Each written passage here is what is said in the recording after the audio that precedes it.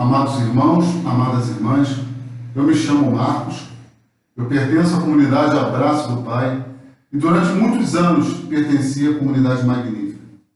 E é com certeza que esse desejo que foi colocado no coração da Conceição, que foi colocado no coração do Cisne em promover esse seminário virtual, partiu do Espírito Santo de Deus. Nós fomos chamados a falar hoje sobre o pecado e suas consequências. Mas antes de iniciarmos, vamos pedir a intercessão de Nossa Senhora, que ela possa entregar esse momento nas mãos de Deus, para que seja feito somente aquilo que for da vontade do Senhor. Ave Maria, cheia de graça, o Senhor é convosco, bendita sois vós entre as mulheres e bendito é o fruto do vosso ventre, Jesus. Santa Maria, Mãe de Deus, rogai por nós, pecadores, agora e na hora de nossa morte. Amém. Nossa Senhora do Carmo, rogai por nós. Nossa Senhora do Perpétuo Socorro, rogai por nós. Nossa Senhora Rainha de todas as graças, rogai por nós. Irmãos, antes de iniciarmos a conversar sobre o pecado e suas consequências, é necessário que falemos um pouco do pecado original. A doutrina do pecado original para a Igreja Católica é uma verdade de fé, portanto, é um dogma. Atentar contra a revelação do pecado original é atentar contra a própria revelação de Cristo. Ao negarmos a existência do pecado original e as suas consequências, estamos negando a necessidade da paixão, da morte na cruz para a nossa salvação. O Catecismo da Igreja Católica, vários papas, vários concílios nos ensinam, nos falam sobre o pecado original. No parágrafo 402 do Catecismo da Igreja Católica, nos fala assim: todos os homens estão implicados no pecado de Adão. São Paulo afirma: pela desobediência de um só homem, a humanidade toda tornou-se pecadora. Romanos 5,19. Pois como o pecado entrou no mundo por um só homem, e por meio do pecado a morte, e a morte passou para todos os homens, porque todos pecaram. Romanos 5,12. Irmãos, esses dois versículos nos falam que trouxe consequências para a humanidade toda o pecado de Adão, o pecado de Eva.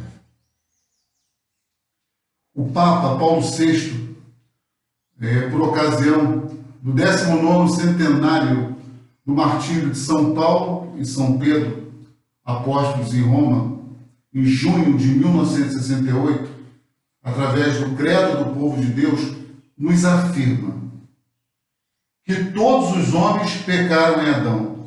Isto significa que a culpa original, cometida por ele, fez com que a natureza comum a todos os homens caísse no estado no qual sofresse as consequências desta culpa. Tal estado já não é aquele que em princípio se encontrava os nossos pais, que se achavam constituídos de santidade e de justiça original, e o homem estava isento do mal e da morte. Portanto, é a natureza assim decaída, despojada do dom da graça, submetida ao domínio da morte, é esta que é transmitida a todos os homens. Exatamente nesse sentido, todo homem nasce em pecado.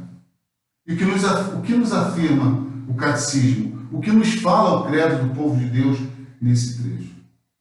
Que antes do pecado original, Adão e Eva, nossos primeiros pais, gozavam da santidade e da justiça original. Que o pecado de Adão e Eva foi sim transmitido a toda a humanidade, a toda a natureza humana. Não é um pecado pessoal, não sou eu que cometo, não é você, meu irmão, não é você, minha irmã, que comete esse pecado, mas é um pecado que nos é passado por herança, que nos é passado por propagação. Nós falamos duas vezes em santidade e justiça original. O que era a santidade original? A santidade original era o estado de comunhão plena de Deus com o homem. A Sagrada Escritura, no livro de Gênesis, fala que o Senhor Deus caminhava no paraíso com Adão e Eva. caminhava no jardim do paraíso com Adão e Eva. Amados, o jardim do paraíso não é um local específico, não é um local geográfico, é sim uma forma de passar como era plena a comunhão de Deus com o homem, sem a existência do pecado. E nós vamos mais além. Em Gênesis, capítulo 2, no versículo 19 e 20, nos diz assim: Tendo, pois, o Senhor Deus formado da terra todos os animais do campo e todas as aves do céu, levou os homens para que ele pudesse chamar, e todo nome que o homem pôs aos animais vivos é esse o seu verdadeiro nome. No versículo 20, ele diz assim: O homem pôs nomes a todos os animais, a todas as aves do céu e a todos os animais do campo. Irmãos, como era plena a comunhão de Deus com o homem. Deus chamou o homem a participar da sua obra. Deus podia muito bem ter colocado nomes, mas escolheu ao homem que participasse. Isso nos mostra como era plena, como era inteira essa comunhão de Deus com o homem. Nós vemos também a palavra justiça original. Quando lemos os sagrados textos, verificamos que Adão e Eva gozavam de dons especiais. Esses dons especiais constituíam, formavam a justiça original. Adão e Eva possuíam a graça santificante, que é a filiação divina, que é a capacidade de elevar o homem à condição de filhos de Deus. Adão e Eva também tinham os dons chamados préternaturais, que são os dons que ampliam as perfeições da natureza. Adão e Eva tinham o dom da impassibilidade, não havia sofrimentos. Adão e Eva tinham o dom da integridade ou imunidade à concupiscência. O espírito dominava a carne. A carne estava submissa ao espírito. Visto que os nossos primeiros pais andavam nus antes do pecado e não se envergonhavam, só sentindo vergonha após o pecado. Aonde você está, Adão? Eu estou escondido, mas por quê? Porque estou nu e tive vergonha. E o homem possuía a ciência da moral infusa, que é a capacidade que torna apto o homem a desenvolver as suas responsabilidades perante a Deus. E tinha a imortalidade. Então, tudo isso, meus amados, é perdido com o pecado dos nossos primeiros pais. Com essa rebeldia, com essa desobediência dos nossos primeiros pais. Nós temos também os concílios. E por que os concílios são importantes?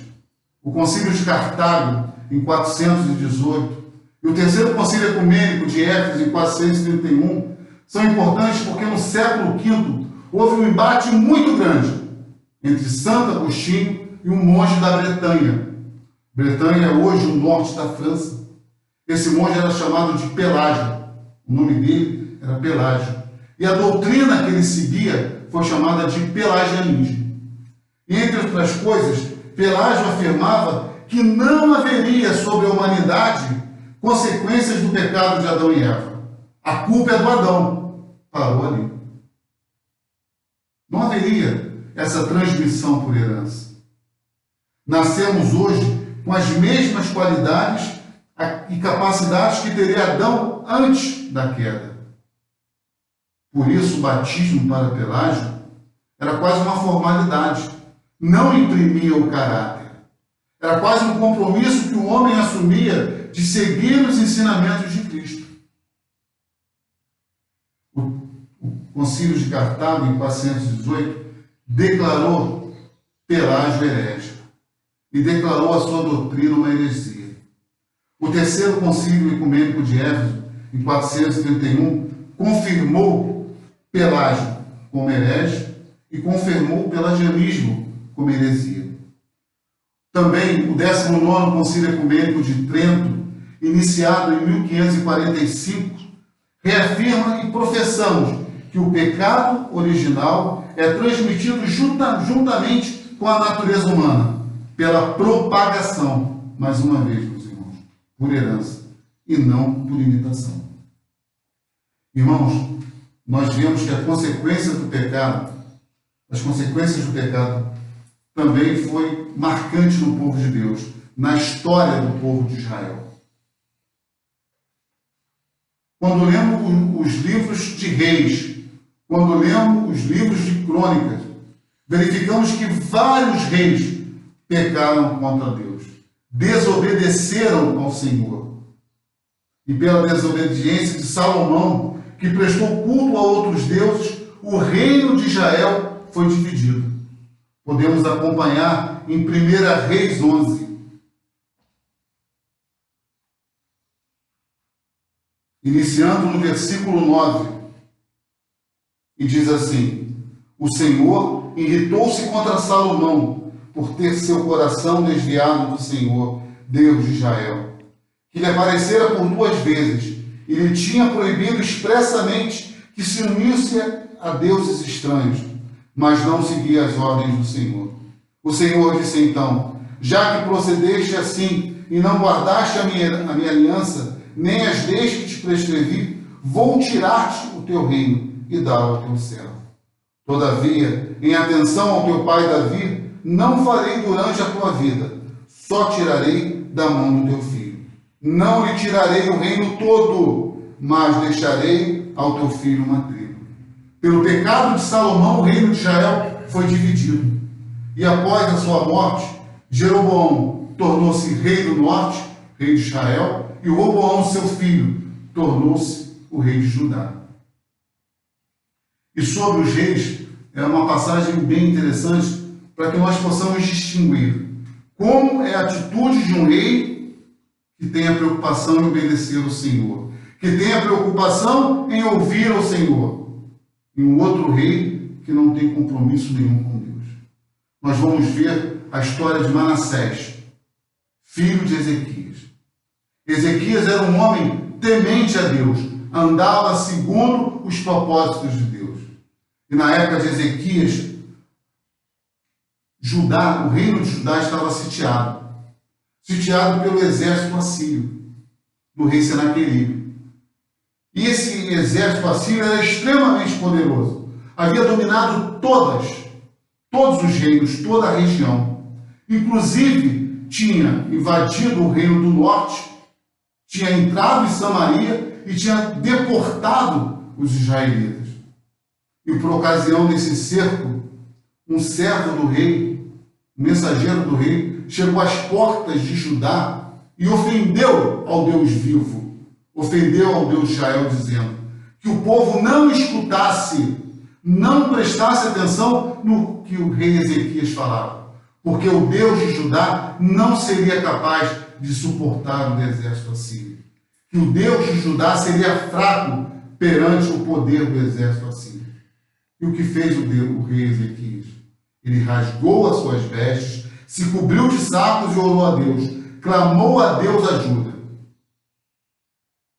O profeta Isaías chegou ao rei e lhe falou que Deus havia escutado a sua oração. Havia escutado a oração do rei Ezequias. E naquela mesma noite, meus amados, naquela mesma noite, um anjo do Senhor, ele entrou no meio do acampamento do exército assírio e feriu gravemente. A Sagrada Escritura fala que um anjo do Senhor exterminou 185 mil do exército assírio. Anos depois, tempo depois, será que ele voltou à Síria, onde foi morto pelos próprios filhos. Mas essa história de intimidade do rei Ezequias com o seu Deus não para aí. Passado um tempo, o rei Ezequias cai de cama, adoece, e o profeta Isaías diz para ele: essa doença vai lhe causar a morte. Essa doença é mortal. Naquele instante, acamado, ele vira de lado e chora a Deus, e ora a Deus, pedindo que Deus o poupasse para que ele pudesse governar mais na presença de Deus. O profeta Isaías não tinha saído nem do seu quarto, não tinha saído nem do palácio, quando Deus manda ele retornar e dizer ao rei: o Senhor, o rei de Israel, o Deus de Israel, ouviu sua oração. e concedeu a Ezequias mais 15 anos. Tudo isso nós podemos acompanhar no segundo livro de Reis, no capítulo 18. E aí agora nós vamos a Manassés. Ao contrário do rei Ezequias, que era seu pai, Manassés fez mal aos olhos do Senhor. Manassés ergueu altares a Baal. Manassés ergueu uma estátua de madeira chamada Será. Esculpiu um ídolo e colocou no meio do templo do Senhor. Colocou no meio do templo do Senhor. Além disso, o que fez o profeta Manassés? Ele se doou em magia, em astrologia, em necromancia, em adivinhações. E além desses pecados graves, Manassés fez passar o seu próprio filho, sacrificou o seu próprio filho ao fogo, ao deus Moloque. E por causa desses pecados, ele inflamou a ira de Deus. E o Senhor Deus falou na segunda Reis, no capítulo 21, a partir do versículo 11. Porque Manassés, rei de Judá, cometeu essas abominações, procedendo ainda pior que tudo que tinha feito outrora os amoreus, e levando além disso Judá ao pecado da idolatria. Por isso, diz o Senhor Deus de Israel: vou fazer cair sobre Jerusalém e Judá calamidades tais que farão retinir os ouvidos de quem ouvirem falar. Limparei Jerusalém como um prato que se esfrega, virando de um lado para o outro. Abandonarei os restos da minha herança e entregarei nas mãos dos meus inimigos, aos quais servirão de espólio.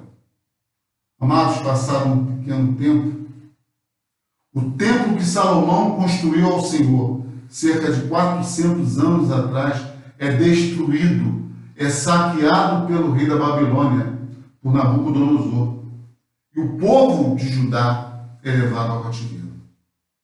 Irmãos, para encerrarmos, é importante que nós verifiquemos que hoje o pecado ele assume uma nova dinâmica.